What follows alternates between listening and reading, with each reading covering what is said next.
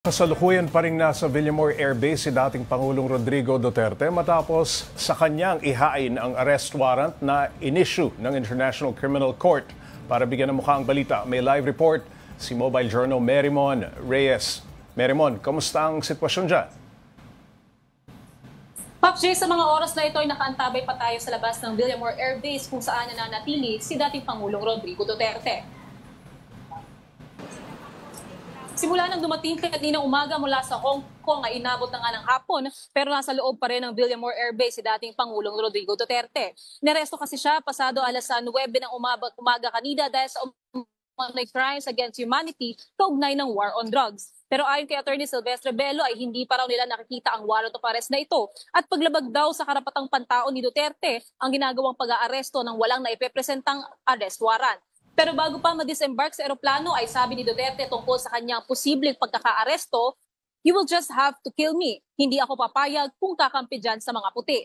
Hirap namang makapasok sa Villamor ang kawani ng media at ilang mga tao mula sa panig ni Duterte, kabilang ang aktor na si Philip Salvador, Attorney Vic Rodriguez, si Senator Bongo na kanina ay magdadala sana ng pagkain para sa anak ng dating Pangulo na si Veronica Kitty Duterte at si former Labor Secretary Attorney Silvestre Bello at Attorney Israelito Torion na tumatayo ring legal counsel ni Duterte. Kahit si ex-chief presidential counsel Salvador Panelo na nakadarating lamang kanina ay hindi rin pinapapasok.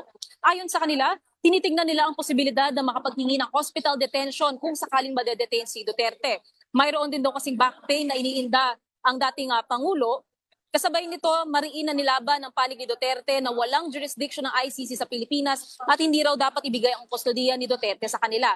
Sa ngayon ay wala pang kumpirmasyon kung saan sunod na dadalhin si Duterte, pero ilan sa inaabangan na lugar ay ang Camp Crame, Cardinal Santos Medical Center o Veterans Memorial Medical Center. Narito rin ang bahagi ng pahayag ni Senator Bongo matapos may kumalat na nananawagan na magtungo sa EDSA ang supporter si Duterte na sinasabi niyang ipagdasal daw si Duterte at labis daw siya nakalulungkot kung tunay na naaresto si Duterte para sa krimen na kanyang ginawa para sa bansa. Narito ang bahagi ng kanyang utos.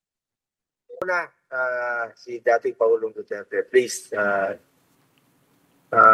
pakiusap ko lang, alam niyo pag nagkagulo bayan, ang magsasuffer po ang ating mga kababayan. So ayaw ko pong magkagulo.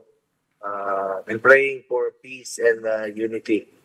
And I'm praying for his safety and health, si former President.